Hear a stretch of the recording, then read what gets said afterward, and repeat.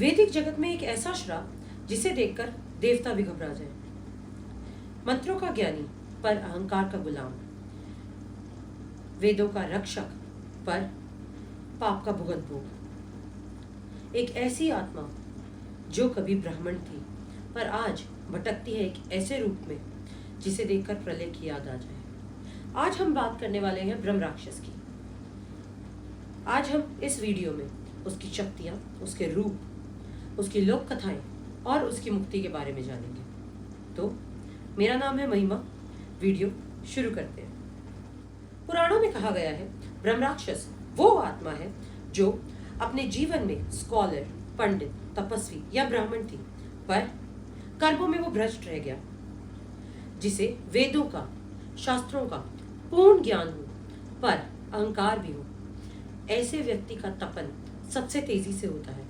और जब ऐसा व्यक्ति मरने के बाद मुक्ति नहीं पा पाता तब वो लौटता है ब्रह्म राक्षस के रूप में। ब्रह्म राक्षस की पहचान उसके श्राप से होती है। इसका रूप ना पूरी तरह इंसान जैसा होता है और ना पूरी तरह राक्षस जैसा। 12 से 15 फुट ऊंचा, आंखें आग जैसी लाल, माथे पर तिलक पर जला हुआ, गले में रुद्राक्ष की माला पर काली पड़ी हुई, शरीर पर मंत्रों की छाप पर वो भी उल्टी।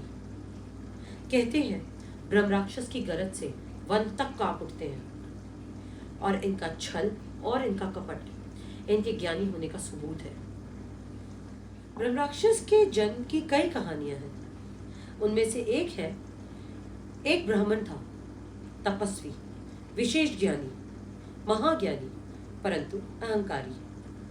उसने एक तपस्वी का अपमान किया और उसी क्षण उसे श्राप मिला, तू अपनी ही ज्ञान में जलेगा, तेरा अहंकार तुझे जला देगा और तू ब्रह्म राक्षस बनकर भटकेगा। दूसरी कहानी, कुछ ब्राह्मणों ने वर्जित मंत्रों का उपयोग किया, मंत्र जो देवताओं के लिए बने थे। उन्हें पाप मिला और मृत्यु के पश्चात वो ब्रह्म राक्षस बन गए। फिर एक कहानी और आती है जिसे कहते हैं, जो पंडित या जो ब्राह्मण अपने ज्ञान का दुरुपयोग करे, दान को गलत रास्ता दिखाए या गलत कामों के लिए पैसा ले, वो निश्चित ही ब्रह्म राक्षस रूप में अटक जाते हैं। ब्रह्म राक्षस के पास वो शक्तियां हैं जो किसी जीव, प्रेत, मनुष्य कहीं नहीं, ये सिर्फ ब्रह्म राक्षस की शक्तियां हैं। मंत्र सिद्धि, इन्हें वो मंत्र भी आते हैं जो लोग कब के भूल चुके। शेप शिफ्टिंग, ये मनुष्य, दुखी आत्मा, पीड़ित आत्मा किसी का भी रूप ले सकते हैं, यहां तक कि राक्षस का भी। अग्नि तंत्र, ये ऐसे दिखते हैं जैसे अग्नि से बने हो पर कुछ कथाओं के अनुसार ये अग्नि को बुला भी सकते हैं। ज्ञान, ये कोई मूर्ख राक्षस का दिमाग नहीं है, ये एक स्कॉलर का दिमाग है, स्ट्रैटेजिक, मैनिपुलेटिव और चतुर। आखिरी में आता है श्राप देने की शक्ति, मतलब कर्स बाइंडिंग। ये किसी भी व्यक्ति को श्राप दे सकते हैं और उसे मनोराक्षस बना सकते हैं। ब्रह्म राक्षस से कई लोक कथाएं जुड़ी हुई हैं। कहते हैं कुछ पुराने मंदिरों में एक ब्रह्म राक्षस होता है। वो वहां किसी को आने नहीं देता, ना ही ग्रंथों की चोरी होने देता है।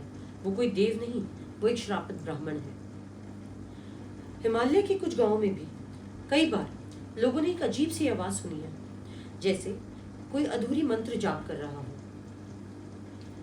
पुरानी कथाएं कहती हैं, यदि आप जल जंगल में हैं और आपको वेद उच्चारण जैसी आवाज सुनाई दे तो समझ जाएं कि जंगल में कोई ब्रह्म राक्षस छुपा हो सकता है। कहते हैं ब्रह्म राक्षस से मुक्ति मिल सकती है पर यह इतना आसान नहीं। इसके लिए चाहिए एक शुद्ध पंडित, एक अग्निहोत्र, एक स्थिर संकल्प और श्राप तोड़ने का अधिकार।